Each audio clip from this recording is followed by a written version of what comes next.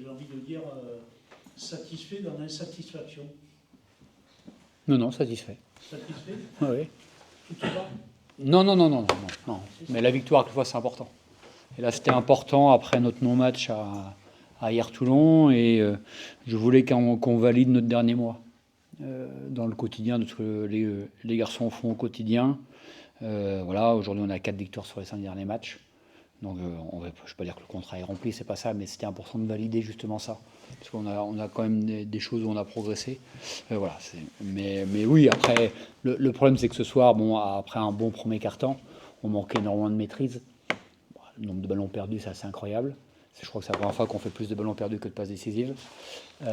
Entre les ballons perdus, on en a 15 à la mi-temps, et les lancers francs. Donc ça fait un peu bizarre de perdre 26 ballons, de shooter, de laisser 12 lancers francs, et on marque quand même 97 points. Donc c'est un peu bizarre, mais notre banc a fait la différence aussi. Les 46 rebonds ont fait la différence.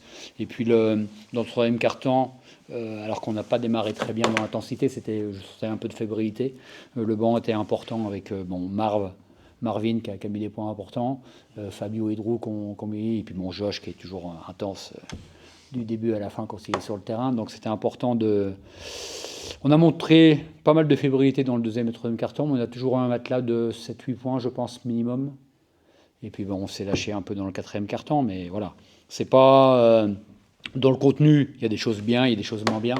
Mais comme je dis, c'était important de gagner 3 jours après ce match à Hier-Toulon, où j'avais tiré sur certains joueurs comme Thomas, qui avait joué énormément de temps, même Bastien, mais voilà, non.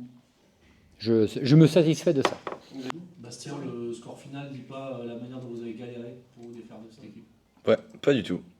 C'est une très bonne victoire parce qu'on sait que c'est une équipe de Nantes qui a réussi à faire des perfs sur certains matchs et sur des grosses équipes avec des joueurs de talent. On commence très bien le match et on retombe un petit peu dans certains vieux démons qui sont un petit peu l'inconstance. On peut en avoir, mais on a trop des hauts et des bas avec un écart qui est énorme et on se met un petit peu tout seul dans le rouge en perdant 26 ballons. On a 15 à la mi-temps. Et malgré ça, on arrive à mettre 48 points. Donc voilà, c'est cool dans le sens où si on regarde ça, ça veut dire qu'on en a encore pas mal sous le pied. Mais il faut arriver à le contrôler. Le coach vous avait piqué après ce match contre Toulon? Pas besoin de nous piquer, hein. C'était assez piquant la performance qu'on a fait, qui était pas faux folle, un petit peu. On était vraiment à côté de nos pompes, mais bon, écoutez, ça arrive. Faut juste qu'on trouve les bons trucs pour quand on est comme ça, se piquer un peu et réagir pendant le match et pas entre deux matchs. Mais non, c'était bien de rebondir sur ce match-là pour pas gâcher le travail des dernières semaines. Comment vous expliquez cette agressivité défensive retrouvée justement par rapport au match hier?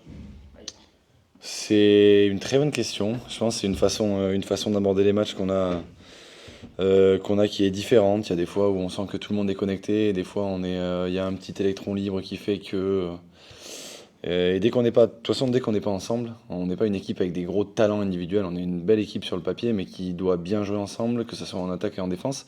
Et dès qu'on est connecté, on est une équipe qui peut regarder vraiment vers le haut.